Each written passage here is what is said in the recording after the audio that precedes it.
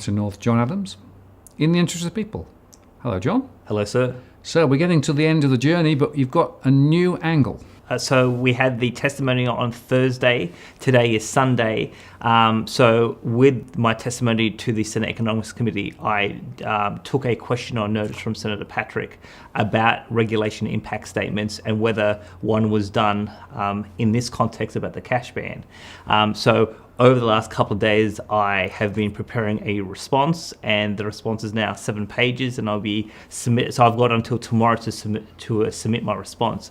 But while I was preparing my response to the senator's question, I came across something which is technical, but actually very important and very critical. That I thought it was, important to highlight to the audience, because one of the things that shocked me about the whole day, particularly the testimony from Flight Centre, which was before me, was to listen. When you listen to a large business like a travel agency, and you understand what does this actually mean for a business, of how do you change your systems, your processes, your procedures, how much does it actually cost to comply with this law? Not only is this law bad law for the purposes or for the reasons that you and I have discussed so far, that the practicalities of this law are horrendous, and it's going to inflict huge costs on the economy, and for not a lot of benefit. And that was basically what I said in my testimony. And Flight Centre gave some very practical information about why that is, and the system that is supposed to ensure that we get good law has broken down. We're going to reveal how the system broke down and what are the consequences of that is. Right, so just to be clear, the regulatory impact statement is meant to be part of the legislative process to ensure that we get really good outcomes. Before the law even gets to Parliament, so within the departments, they're supposed to go through a process to ensure that they're putting forward the best option to solve a public policy problem, and that option is going to actually generate a benefit for the economy and the community. Right, and in this case, our hypothesis is that they haven't really gone through that process appropriately, so we've ended up potentially with draft law that's really bad. Exactly. Okay, well, let's take that conversation. I guess we should probably start with some clarity around precisely what the regulatory impact statement, or should we say RIS, is? Yes. Otherwise, we'll be tripping over ourselves every time we say it. Yes. So the regulation impact statements, they're called shorthand as a RIS. Now, the regulatory impact management was something that first came in the Western world with the presidency of Ronald Reagan, and they basically said that you needed to go through a rigorous process to actually assess the quality of laws and regulations before you actually put them into effect.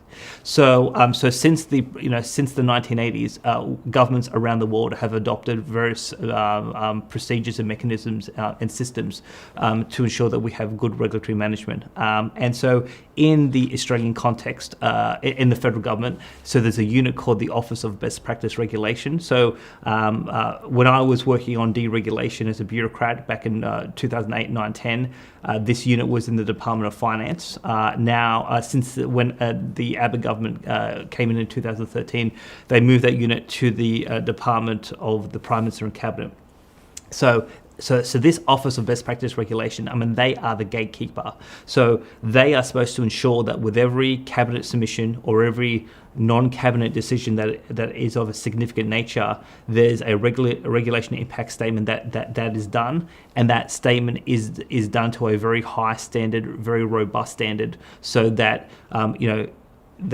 So again, what did I say in my testimony? Kevin Rudd said you need evidence-based policy. So part of this is to show the evidence that this is going to be good law. It's going to provide a benefit to the community, and that's actually going to address the problem that the policymakers have found, and that this is the best option of a range of options. Okay, right. So it's meant to be a standalone gatekeeper process. Yeah. Before a bill comes into the parliamentary process. Correct. Okay. So before it goes to cabinet, a RIS is supposed to have been prepared.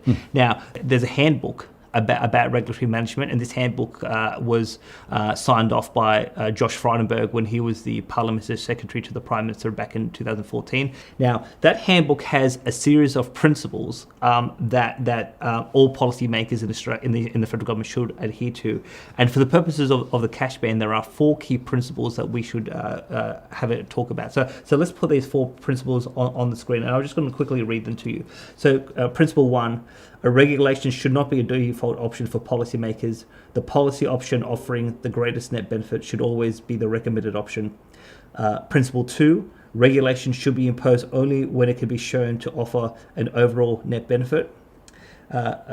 Principle 3, the cost burden of new regulation must be fully offset by reductions in existing regulatory burden. And principle 4, every substantive regulatory policy change must be subject of a regulation impact statement. So this is why this was a key issue that I raised. And so after my testimony, this issue came up during the afternoon about was a regulation impact statement done or not, because principle 4 says you must do one. And principle 2 says if you are going to do one, you must clearly show a net benefit. This idea of the net benefit or the best benefit, right? That seems to be a very critical linchpin of this whole process. Once you've done your regulation impact statement, you're supposed to show that you have generated a net benefit. Now, in some cases, you can't generate a net benefit. Sometimes, you may look at 2 or 3 or 4 options, and all of those options impose a net cost. But in that instance, you're going to choose the option that generates the least cost. And you can justify to say that of all the possible options, from all the rigorous analysis that have been done, we have picked we've picked the best option, and that's based on the analysis that we've done. Now, the key question then becomes is, well, if you have to pick the best option that generates the best benefit or the least cost, how do you do that? And how do you do that? You generally have a cost-benefit analysis. And so when you have a regulation impact statement, you should be having a bit of a detailed quantitative analysis about what are the benefits likely to be, put some sort of quantitative number on that. Sometimes that's hard to do because of a range of reasons, but also you want to come up with an estimate of what the regulatory cost is. And regulatory cost includes effectively 2 things. It's the direct financial cost of complying with a particular law or regulation, but it's also the opportunity cost. So if you have to spend a lot of time complying with a law, but you don't actually have to spend a lot of direct money complying with that law, well, that time is actually a regulatory cost. And so that's sort of captured in terms of these calculations, in terms of what the net benefit is, or what the benefit is, and what the cost is. And so when it comes to the cash ban, what we should have seen is a detailed analysis of, well, what will the benefits be of introducing this law, and what are the costs associated with it, and there should have been some sort of demonstration that this was going to generate a net benefit to the community and to the economy. Right, and so just to be clear, the costs aren't just the technical costs of implementation at the parliamentary level, but it's actually the execution, so for example, Flight Centre, right? What they would have to spend to be able to make their systems and processes compliant with the new system. Yes. So the Flight Centre costs, and we'll get into the Flight Centre in a second, it would be how much money they would directly have to spend to change their systems, processes, how to train staff, how to do compliance to ensure that they're compliant with the law. But also if they have to spend, non-financial costs like a lot of time to get staff into a position that they're comfortable to operate under the law, that cost is also incorporated in terms of the calculation. If I think of the cost benefits, the other question is, this is a law about tax leakage and essentially trying to secure more tax income into Treasury, right? Yes. So should they have then thought about the other things they should have done? For example, tax leakage at the top end of town. Should that be part of the process too? What I would argue is that, and it was part of my testimony, and Senator Patrick to sort of raise this quite aggressively in the afternoon, is if tax leakage, if that is a huge problem, where are the obvious problems around losing tax revenue, and what are the possible options going forward? And the point I made, and the point that Senator Patrick has made, is that there's at least 1/3 of large corporations in Australia, including foreign multinationals, that have paid no tax over the last 5 years. So now that's been done all legally, so there's no illegal activity in that, but there's a number of loopholes that potentially could be tightened to ensure that, and again, now philosophically, I'm a believer that we should have low taxes in Australia, but I'm not a believer that the people should be paying exorbitant middle class taxes and the big end of town pay no tax. I mean, I think that's unfair. So there has to be some recognition that if some of these large multinational companies who are making tens of billions of dollars pay no tax, I mean, there is something potentially wrong with the tax system. And so if you fix that part of the system, you're going to generate more tax revenue there, and you don't necessarily have to try to push these tyrannical laws on people like us, trying to squeeze every sort of last dollar out of the middle class. So, John, before we get into more detailed discussion about this, let's just try and understand what those key questions are that the RS is going after. So when a bureaucrat, when they complete a regulation impact statement, the statement is supposed to answer 7 questions. Now, 1, what is the problem you are trying to solve? 2, why is government action needed? 3, what policy options are you considering? 4, what is the likely net benefit of each option? 5, who will you consult about these options and how will you consult them? 6, what is the best option from those you have considered? 7, how will you implement and evaluate your chosen option? So when you see a regulation impact statement, you're supposed to see answers to these 7 questions, and part of the job of the Office of Best Practice Regulation is to ensure that these 7 questions have been answered. And so for the purposes of today's conversation, question 4 is actually very critical, because the principle says, the new law, new regulation has to generate a net benefit. And so part of what you have to answer in the regulation impact statement is, well, what is the likely net benefit? So you're supposed to, try to give some sort of quantum around that. And that's why it's so critical. Right. So basically what we're saying is there were issues with regard to alternative strategies that could have generated more tax creation. Yes. Right? And then on the implementation side, there wasn't not enough detail on what it would really cost if the cash ban were to be executed and implemented. Yeah. And that's where we're going to look at Flight Centre in more detail. Yes. So Flight Centre testified before me on Thursday, and they gave some very practical examples of what this law means for their business. Now they have about 7,000 employees. They have offices or branches right across the country. So what I want to do is I want to play 2 clips from Flight Centre. One is their opening statement, which goes for a couple of minutes, and then there was an interaction between Senator Patrick and the witness from Flight Centre, because that talks specifically about what are the costs involved in complying with the law. So let's play those clips. And we should say these are audio clips only, because there was only an audio recording of the session. I think my opening remarks are really just referring to our submission, and that is that Flight Centre is supportive of additional regulations for cash transactions above $10,000. However, we have numerous concerns around our ability to implement those in strict timeframes, and also, I suppose, our ongoing ability to comply, considering the penalties, etc., involved. So, from a travel agency point of view, our transactions are quite complex. They can be done over a period of time. So there's going to be a lot of questions from our consultants as to how we're going to manage this.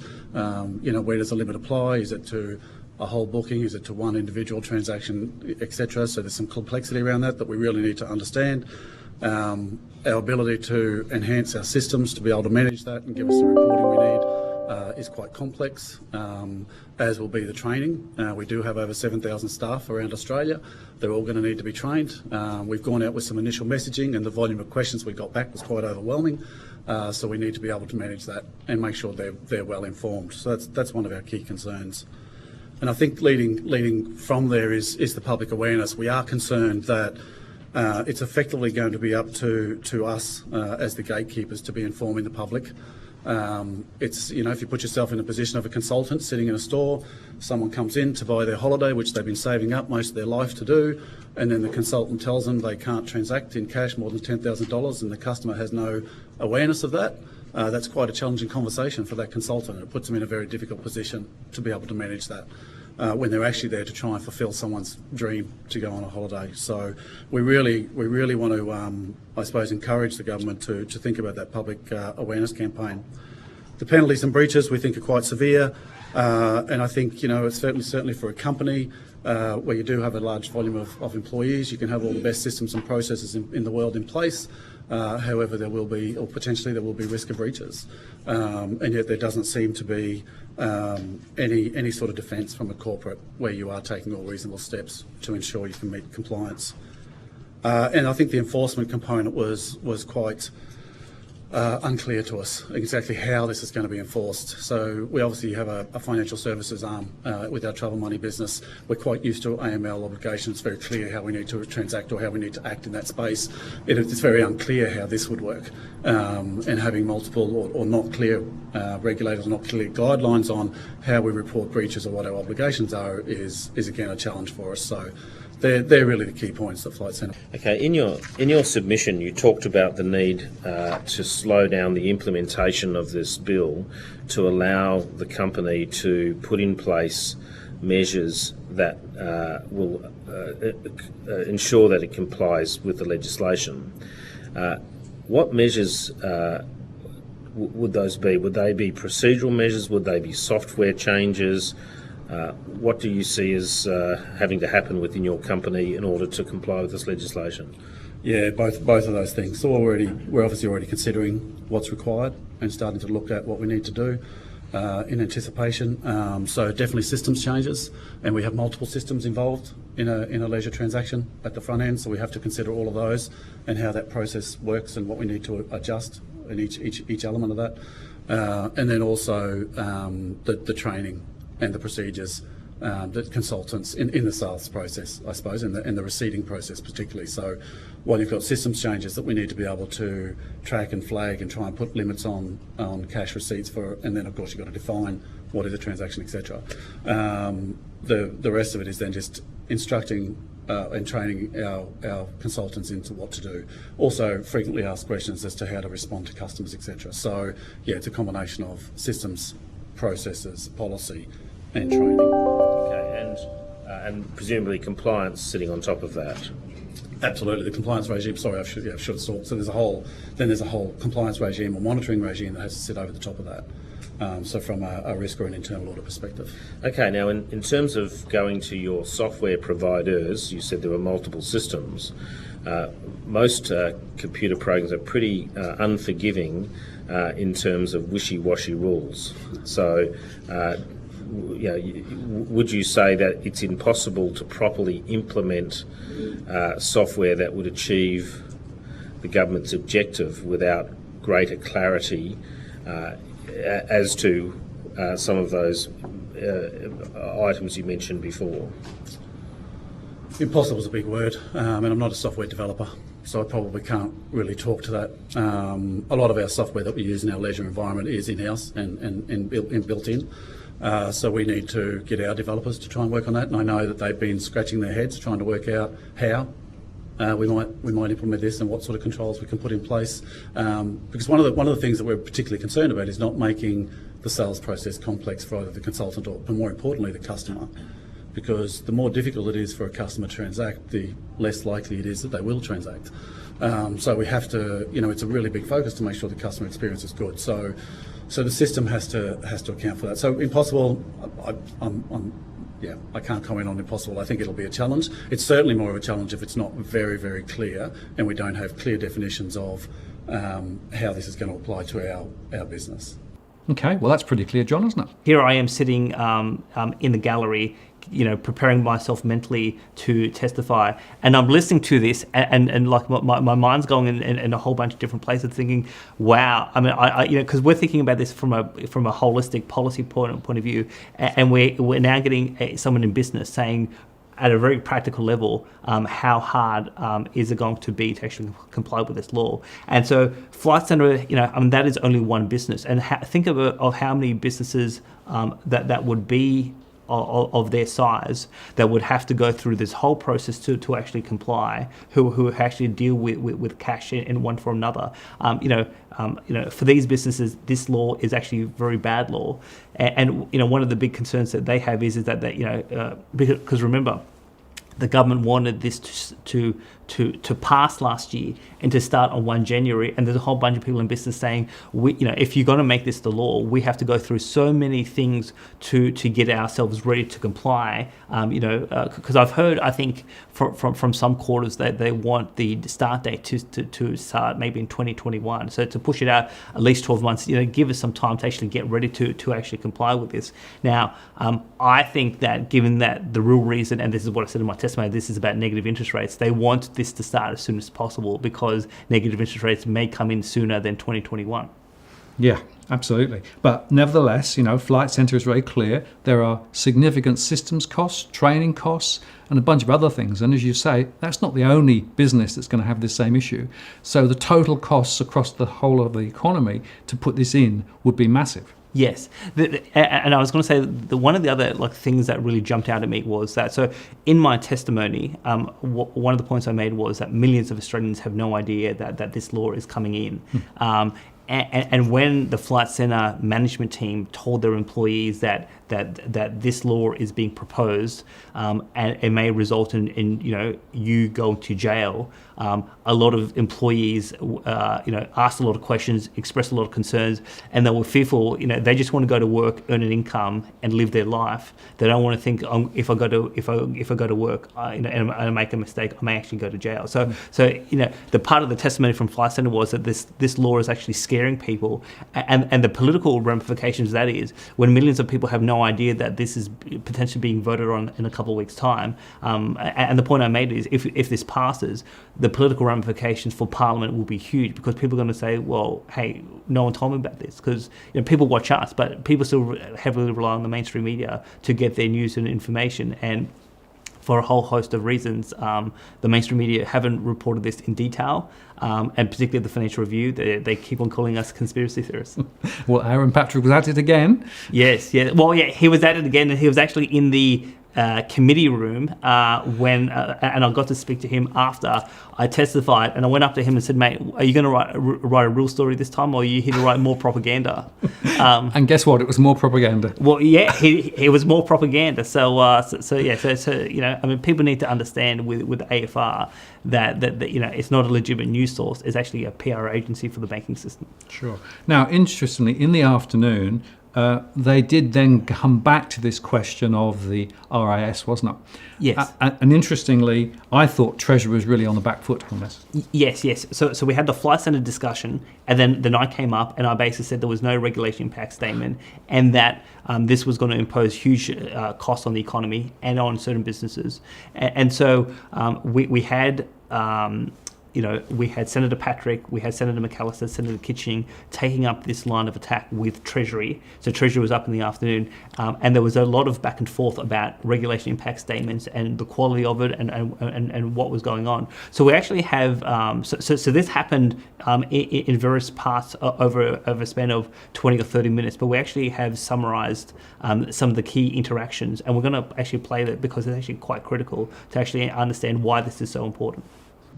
It was raised with evidence provided this morning by Flight Centre that they will have to go through this a process of modifying software, modifying processes, training personnel, and indeed in looking at their own compliance measures in order to comply with the law.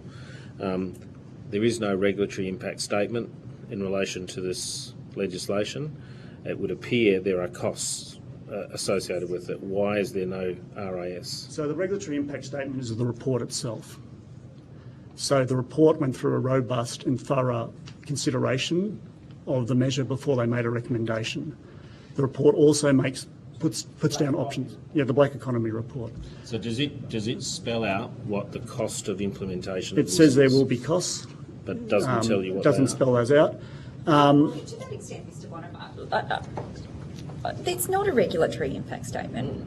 Well, the regulatory impact statement has a prescribed form, and it's a kind of analysis that is a very particular form of analysis, and we can have a debate about whether it's always appropriate. But in this case, you can't argue it was undertaken in the report. It really wasn't.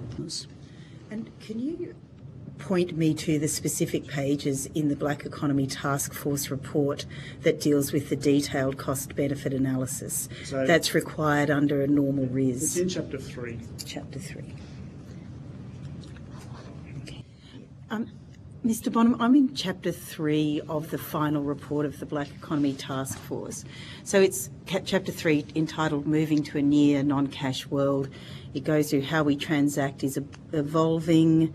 There's a graph comparing us with other countries, why the move away from cash is a good thing, blah, blah, blah, supply chain effects. So where in Chapter 3 is the detailed cost-benefit analysis, which is one of the headings you normally get in a RIS? It's on page 54. 54. And it gets back to my earlier question. In response to one of your early questions, which is that we don't necessarily have a benchmark on which to do a cost-benefit analysis because it's all hidden. This is 4 paragraphs, and the last one is 1 sentence. That doesn't seem to me a very detailed. I mean, when you look at a RIS, usually it's more detailed than that. I mean, I can see it all on the whole bit on my screen. So, as I said, it gets back to that. What is our baseline? And we are looking at, by its nature, part of the economy which is not very you don't have much data on how much is working because it is deliberately hidden. It's deliberately hidden from enforcement agencies, and it's deliberately hidden from other agencies as well. So you're saying it's not possible to do a detailed cost the benchmark benefit. is very difficult to do, So and you that's what they haven't done found it. in Europe. So what was interesting to me, John, was Treasury has an obligation, and I don't think they actually have discharged their obligation. Yes, so a couple of things come from this interaction. One is that the Treasury says that the Black Economy Task Force report, that in and of itself is the regulation impact statement. Now, they said that the specific analysis on the cost and benefits of the cash ban is page 54, and what we heard Senator Kitching go back at Treasury to say is that this page 54 is only 4 paragraphs, and one of these paragraphs is only 1 sentence. And generally, in a regulation impact statement, you're looking at much more detailed analysis of on a cost-benefit sort of basis, and that clearly wasn't done.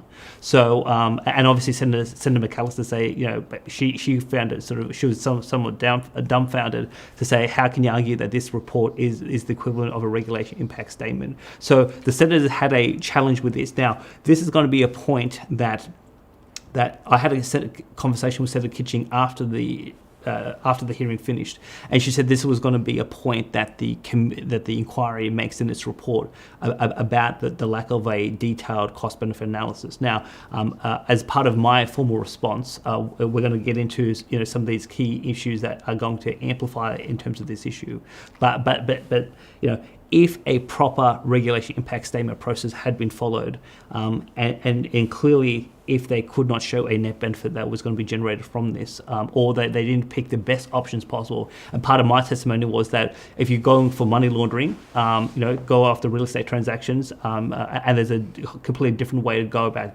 doing that. If you want to do tax leakage, go after large corporates. You don't have to go through this thing. So they didn't pick the best option, and with the option that they picked, this cash ban.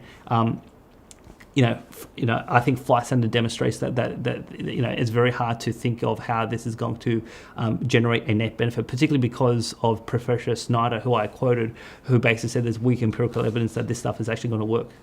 Yeah, and of course, one of the things that came up in the hearing again was that multiple agencies across government would all have some interaction and some involvement in this, but it doesn't seem to me that there was going to be a lead implementation area. Correct. Which, to me, is just dumb. Yes, Martin, I would fully agree with that. Now, so the key question of this whole episode is that how did this law sort of get to where it did? What we're about to go through now is what I think is this 11th hour bombshell about.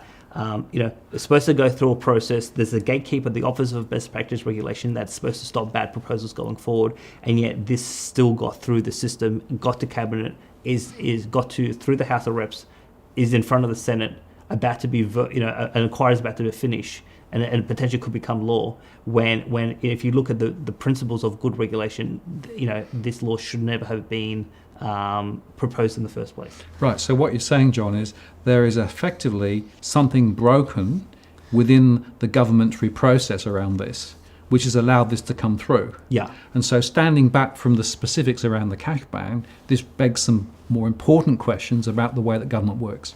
Yes. So now, what we can reveal in this conversation is that March of last year, so under this regulation impact statement process, a senior executive of each of the departments is supposed to certify that they have complied with the requirements of the regulation impact statement process. And then that certification goes to the Office of Best Practice Regulation, and then they basically will say yes. They'll basically check the analysis, they'll check the RIS, and they'll agree with that certification. And if they don't, they'll go back to the department and say, "We'll try again," or "You need to do better," or "We need you to put more detail on in terms of 2 or 3 areas." So what we can reveal is that on the 5th of March 2019.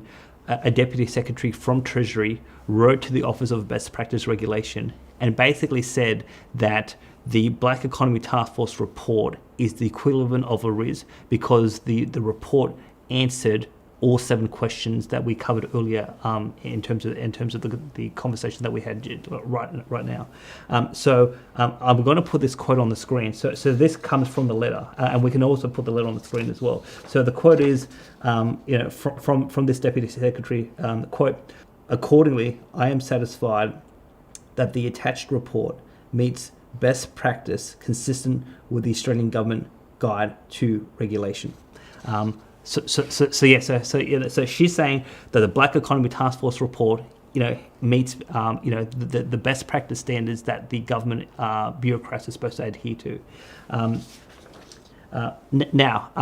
So that letter went from Treasury to the Office of Best Practice Regulation in March.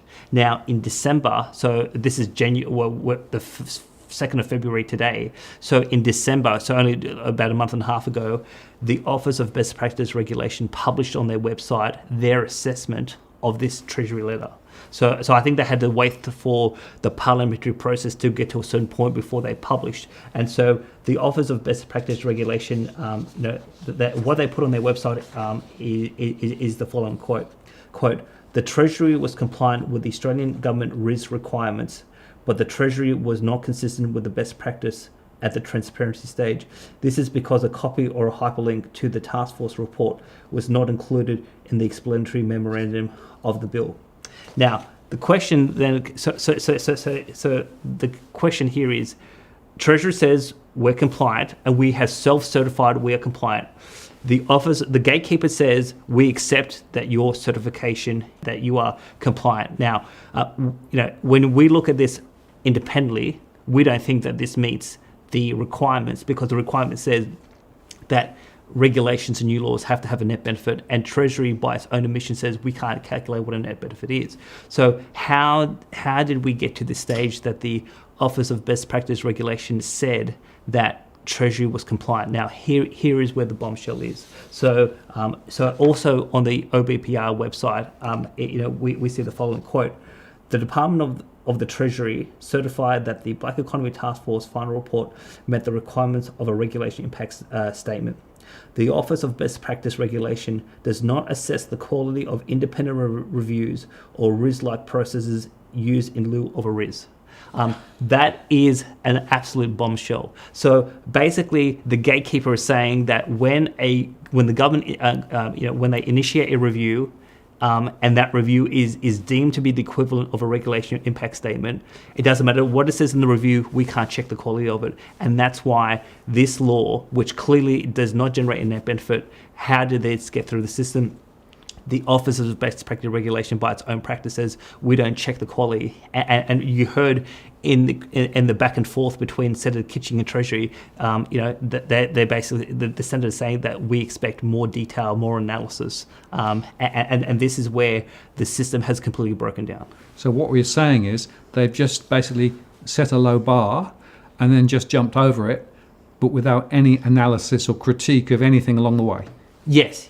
So basically, the Black Economy Task Force Fund report came up with 4 paragraphs, no detailed analysis, no cost-benefit analysis. So they say we think it's going to be a net benefit. A whole bunch of other independent people are saying, no, we think this is going to be a huge net cost. And we hear testimony from Flight Centre, but also if you go back to the December hearings from the Small Business Ombudsman, but also from the Australian Taxpayers Alliance, they're saying this is going to be quite horrific for certain sectors in the business community. And this only got through because the gatekeeper says, in this instance, we don't check we're not actually going to check what you actually wrote, and they just basically it's a tick and flick, no look, and so if we actually had a proper regulation impact framework that was working well within the federal government, they would have said that no, separate to the Black Economy Task Force final report, you actually need to do more detailed analysis to actually show that there's a net benefit, and if you can't, government should actually reject. So government doesn't actually have to. So this was a recommendation. The $10,000 cash ban.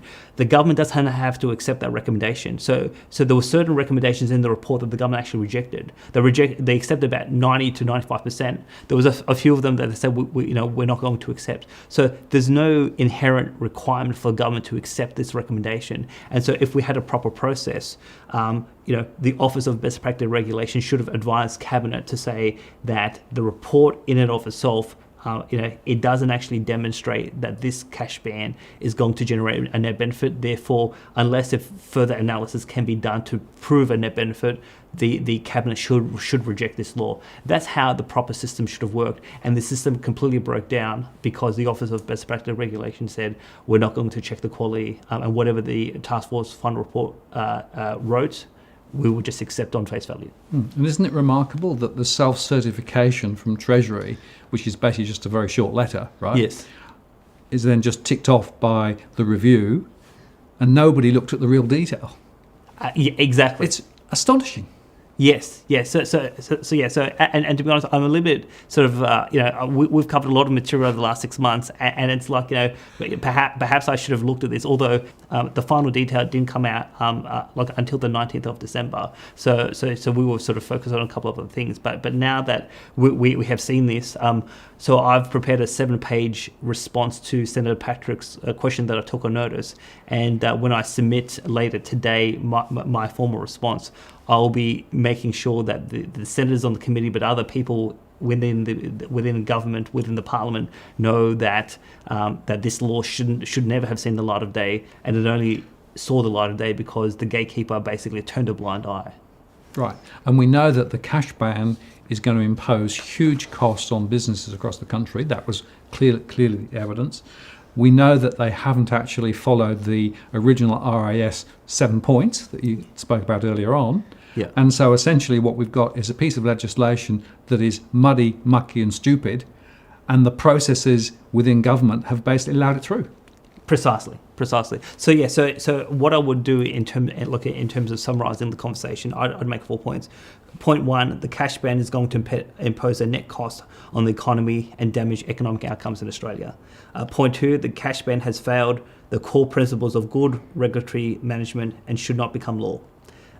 Point 3, the gatekeeper within government has failed to do its job by stopping a bad law getting through the system. And point 4, Senators McAllister and Kitching, as well as Senator Patrick, will find this materially significant and no doubt include this point in the inquiry report. One of the concerns of our audience, and so before the hearing actually started, I had a private conversation with Senator Brockman, who's the committee chair, and I said to him, "There's a perception out there that this entire inquiry, the whole thing is rigged.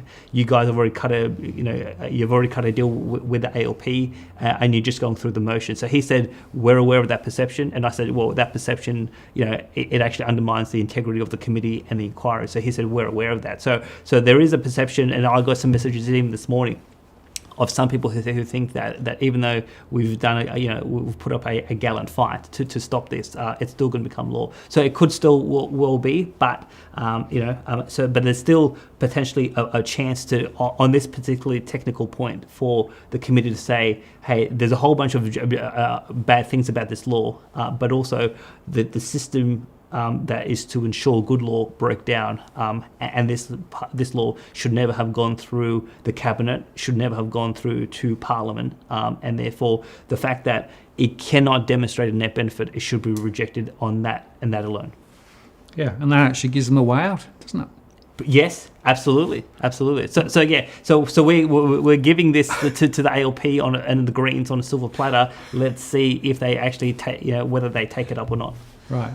And, there's a few days left. There isn't really much more that we can do now. I think we've probably gone through the whole journey and explored this from every dimension and every side. We still think it's a bad bill. Yeah. Is there anything that our viewers can do between now and the 7th? What I would say is that, so today's the 2nd. The inquiry report, it's due on the 7th. So if there's any potential technical material that you think that it is important that the inquiry should be aware of. Now, the formal submission process, that has all ended, but technically nothing stops you from emailing the senators on the inquiry committee to say, hey, have you thought about this? Have you thought about that? And maybe some of that last minute detail, like my question or my answer to the question on notice, maybe that sort of changes things, particularly over the next 48 to 72 hours. But separate to that, this bill, when it comes to a vote, so when the inquiry report is due on Friday next week, we don't know exactly what happens after that. The government may bring it to a vote, and I got a bit of a suspicion that they may, or they may say we need to rewrite the bill, we need to rewrite the rules, or we may scrap it. We don't exactly know how it's going to play out. But if it does come up for a vote, it's down to Labor, it's down to the Greens, and so what I would say to the viewers is that contacting Labor senators, contacting the senators from the Greens, and making your views clearly known. People can use some of the episodes that we've used. People can share my testimony. So a lot of people thought that I did quite well. I tried to do the best that I can. So if people think that I, did well and put up some convincing arguments to the committee, people can take our show and send a link to a whole host of senators so that they are aware, or their staff, about you should listen to this, etc.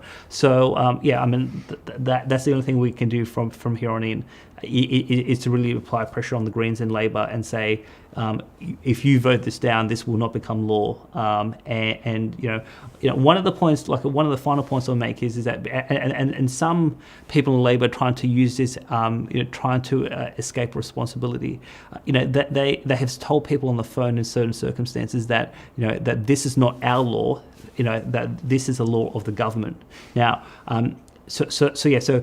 If Labor is thinking that by saying this that they can vote for it, and it's not their responsibility because they didn't propose it, the government proposed it, I think that's just completely BS. So I think that if you are contacting Labor, you should say to Labor, we know this is not your law, this comes from the government, but if you vote for it, you are as equally responsible for the law, in terms of equally as responsible whether it's the coalition or any other senator who votes for this in the Senate. So I think that's an important point to make. But other than that, it's been sort of 6 months trying to fight this battle, and we'll see if freedom at the end of the day can prevail. And it's worth saying, John, I think that with the coronavirus and with the economic status looking more dodgy now here and globally, there is a greater risk of negative interest rates than perhaps even a week or two ago. And therefore, there will be certain people within the government and within the Reserve Bank who want this bill and need this bill in, because without it, they can't take rates negative. That's why Mr. Patrick from the AFR wrote a propaganda piece on Thursday afternoon, because the establishment needs this desperately. They need it very quickly because of the reasons you suggested, and so hopefully our viewers and the broader community who are aware of this can actually galvanise their efforts to convince Labor and the Greens to vote against. Yep. Time is short, but it's not over yet. Thanks, Yes. John. Thank you. Thank you. Martin North, John Adams and Interest People. We'll see you next time.